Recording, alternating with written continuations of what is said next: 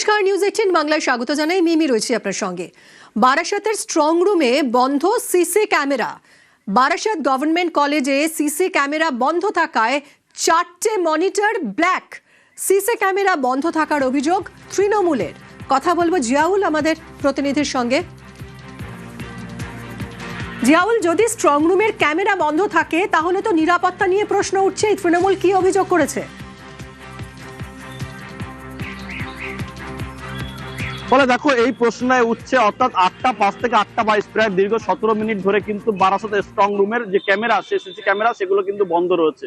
ফলে সেই খবর পাওয়ার পরে কিন্তু অশোকনগরের বিধায়ক নারায়ণ গোস্বামী তিনি ঘটনাস্থলে আসেন এবং যে অর্থাৎ এই যে বারাসাত গভর্নমেন্ট কলেজ, এই কলেজে কিন্তু এখনো পর্যন্ত বারাসাত, হাবড়া, অশোকনগর, দেওঙ্গা 4টে ভেন্যুর কিন্তু এখানে কাউন্টিং সেন্টার করা হচ্ছে এবং স্ট্রং রুম রয়েছে।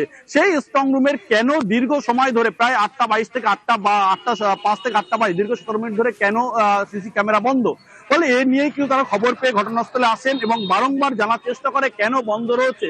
ফলে নির্বাচন কমিশন তো স্পষ্ট করেছে যে একেবারে 800% নিরাপত্তা থাকবে, তারপরেও কেন এই দীর্ঘ সময় ধরে এই 4টি ক্যামেরা অর্থাৎ সিসি ক্যামেরা সেখানে মনিটর বন্ধ সঙ্গে থাকো রয়েছে। জিয়াউল, তৃণমূল কি বলছে একবার শুনবো।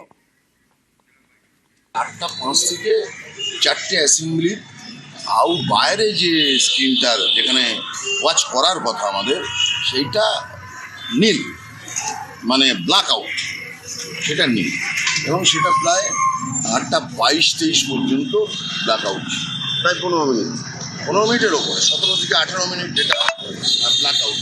এখন দেখুন, কেউ যদি টিভিটা বন্ধ করে দেয় তাহলে তার জন্য তো প্রিকশন নির্বাচন কমিশনের নেওয়া উচিত ছিল, যখন এতগুলো কোর্স থাকবে।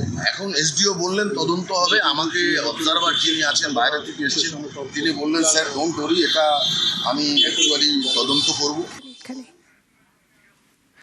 কথা বলবো আবারও, জিয়াউল রয়েছে আমার সঙ্গে। জিয়াউল, অশোকনগরের তৃণমূল প্রার্থী নারায়ণ গোস্বামী তিনি তো গুরুতর অভিযোগ করছেন। নির্বাচন কমিশন কি বলছে?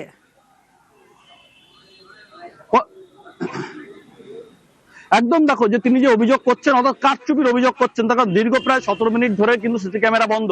এখানে কিন্তু একেবারে কমিশন অর্থাৎ এআরও অভিজিৎ দাস তার স্পষ্ট বক্তব্য যে তেমন কোনো ঘটনা ঘটেনি, কিন্তু বন্ধ ছিল তিনি স্বীকার করেছেন। কিন্তু সেই সিসি ক্যামেরা অন ছিল, কিন্তু যে মনিটরে দেখার ব্যবস্থা সেই মনিটর বন্ধ ছিল।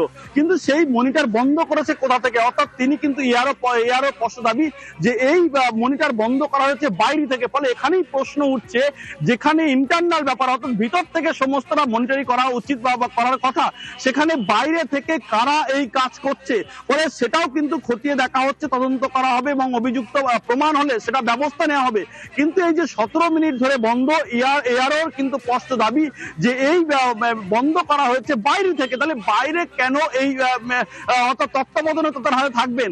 ফলে এটা তো ভিতরে ইন্টারনাল ব্যাপার, সেখানে সিসি ক্যামেরা রয়েছে, মনিটর রয়েছে, সেখানে বিভিন্ন রাজনৈতিক দলের কর্মীরা রয়েছে, তারপরেও সেখানে তারা মনিটরিং করছে। কিন্তু সেই মনিটর দেখা যাচ্ছে প্রায় 4টে মনিটর, 4টি সিসি ক্যামেরা সেখানে দীর্ঘ 17 মিনিট ধরে বন্ধ রয়েছে। ফলে এআরও অর্থাৎ এই নির্বাচন কমিশনের এআরও প্রস্তাবই যে এই ক্যামেরা তারা বন্ধ করেননি, বন্ধ করেছে বাইরে থেকে। কি বলছেন শুনবো।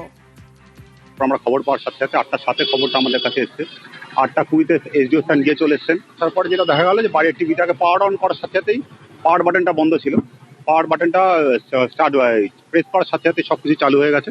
আমরা এখন ওনাদের যে যা দাবি আছে, আমরা 750 থেকে 750 থেকে আমরা 830 পর্যন্ত পুরো ফিট করবো। পুরো ওদেরকে আমরা আমাদের যে ডেটা রিট্রিভ করা হচ্ছে পুরো ডেটাটাই আমরা ওদেরকে দিই। পাশাপাশি ওরা একটা প্রশ্ন তুলছে, এই যে টিভি বন্ধ করা হবে, এই ইনফরমেশন তো দেওয়া ছিল না। টিভি না, আমরা টিভিটা এখান থেকে বাইরে থেকে বন্ধ করা হয়েছে, আমাদের এটা না। কারা করলে সেটা ইনভেস্টিগেশন চলছে, আমরা দেখছি। বিজেপি আবার অভিযোগ করছে স্ট্রং রুম পাহারায় বাধা দেওয়া হচ্ছে, বিজেপির এজেন্টদের ঢুকতে বাধা দেওয়ার অভিযোগ করছে বিজেপি। আর এরই প্রতিবাদে বারাসাত গভর্নমেন্ট কলেজে বিজেপির বিক্ষোভ। জিয়াউল, বিজেপির কি বক্তব্য?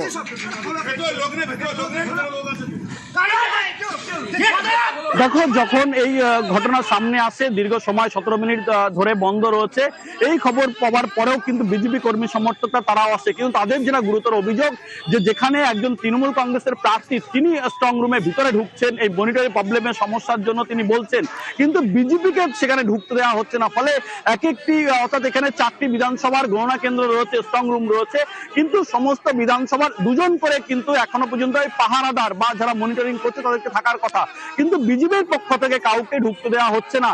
কেন ঢুকতে দেওয়া হচ্ছে না এই দাবি তুলেই কিন্তু তারা এই গেটের সামনে, অর্থাৎ এই যে গেট রয়েছে গভর্নমেন্ট কলেজের যে স্ট্রং রুমের যে গেট রয়েছে সেই গেট ধরে কিন্তু তারা বিক্ষোভ দেখা, তাদের কেন তাদের কর্মীকেই শুধুমাত্র ঢুকতে দেওয়া হচ্ছে না, ফলে তাদের কর্মীদেরকেও ঢুকতে দিতে হবে এই দাবি তুলেই। ফলে সবটাই কিন্তু কমিশনের দিকে আঙুল তুলছে সমস্ত রাজনৈতিক দল।